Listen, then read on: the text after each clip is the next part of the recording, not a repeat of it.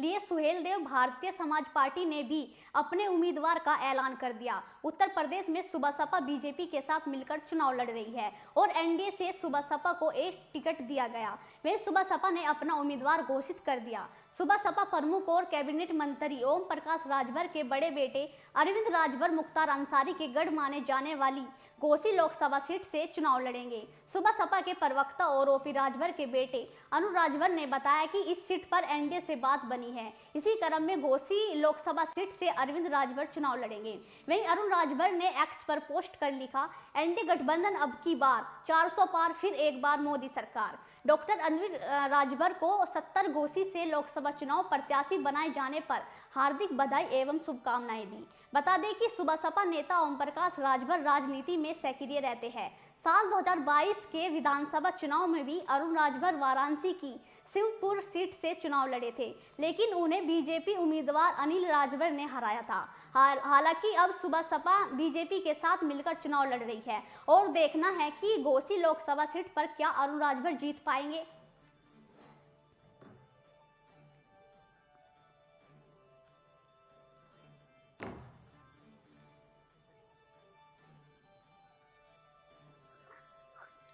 और इसी खबर पर जानकारी साझा करने के लिए धर्मेंद्र का रूप कर लेते हैं। हाँ, तो धर्मेंद्र जी, आपसे जानना चाहेंगे कि घोसी लोकसभा सीट पर क्या माहौल है। देखिए, बिल्कुल आपको निश्चय बता दें कि लोकसभा चुनाव 2024 के लिए सुभाषपा ने अपने उम्मीदवार का ऐलान कर दिया है। उत्तर प्रदेश में सुभाषपा बीजेपी के साथ मिलकर चुनाव लड़ रही है। एनडीए ने सुभाषपा को एक सीट दिया है, वहीं सुभाषपा ने अपने उम्मीदवार की घोषणा कर दी है। सुभाषपा प्रमुख हाल में ही कैबिनेट मंत्री बने ओम प्रकाश के बड़े बेटे अरविंद राजभर वहां से चुनाव लड़ेंगे। घोसी मुख्तार अंसारी का गढ़ भी माना जाता है।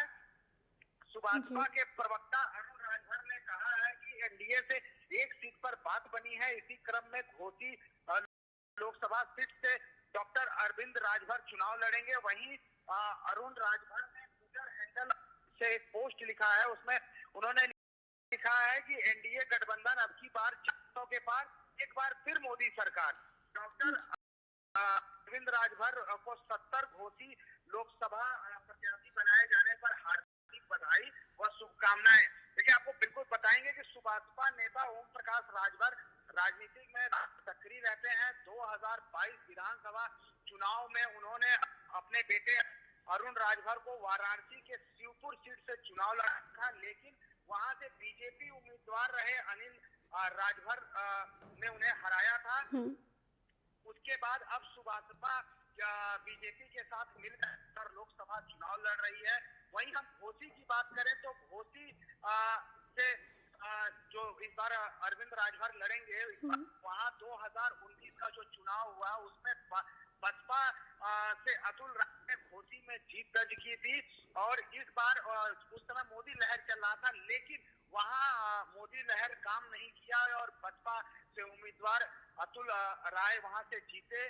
और अभी हम हाल की बात करें तो एक उपचुनाव भी हुआ है घोसी में, जिसमें समाजवादी पार्टी के उम्मीदवार सुधाकर सिंह वहां से विजयी हुए हैं। सपा से वहां दारा सिंह चौहान सपा से टिकट दिया था, लेकिन दारा सिंह चौहान वहां से जीत नहीं पाए। वही दारा सिंह चौहान 2022 में समाजवादी पार्टी से चुनाव लड़े थे घोसी से, तो वो जीत हासिल किए थे, लेकिन बीच में वो सपा छोड़कर भाजपा में गए और उन्होंने इस्तीफा दिया, जिसके बाद उपचुनाव हुआ। घोसी की जो जनता है, घोसी की जनता की हम बात करें तो पिछली बार 2019 में घोसी की जनता ने बसपा पे विश्वास किया था और बसपा के ही अतुल राय को जिताकर वो लोकसभा भेजे थे। हालांकि अतुल राय उसके बाद से ही जेल में बंद है, अभी तक उनकी जमानत नहीं हो पाई है। इस बार घोसी में अरविंद राजभर चुनाव लड़ रहे हैं और अब देखने वाली बात ये होगी कि समाजवादी पार्टी वहां से किसको कैंडिडेट बनाती है, क्योंकि राजभर बाहुल्य भी वो क्षेत्र माना जाता है, राजभरों का वोट भी अच्छा खाता है। लेकिन अगर हम बात करें यादव कैंडिडेट की, तो यादव का भी वोट वहाँ घोसी लोकसभा में अच्छा आता है।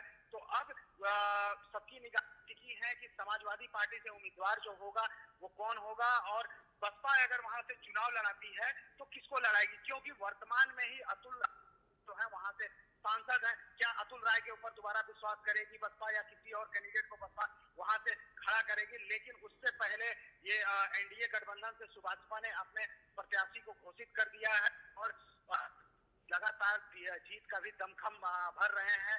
वहाँ अभी ये लोग प्रचार करने भी गए और लगातार अरविंद राजभर और ओम प्रकाश राजभर भी घोसी में और मऊ में बने हुए हैं और अपने बेटे के प्रत्याशी बनाए जाने पर उन्होंने खुशी भी जाहिर की है और कहा है कि इस बार 400 के पार जो है वो बीजेपी जो गठबंधन है वो जाएगी, फिर से एक बार नरेंद्र मोदी प्रधानमंत्री बनेंगे।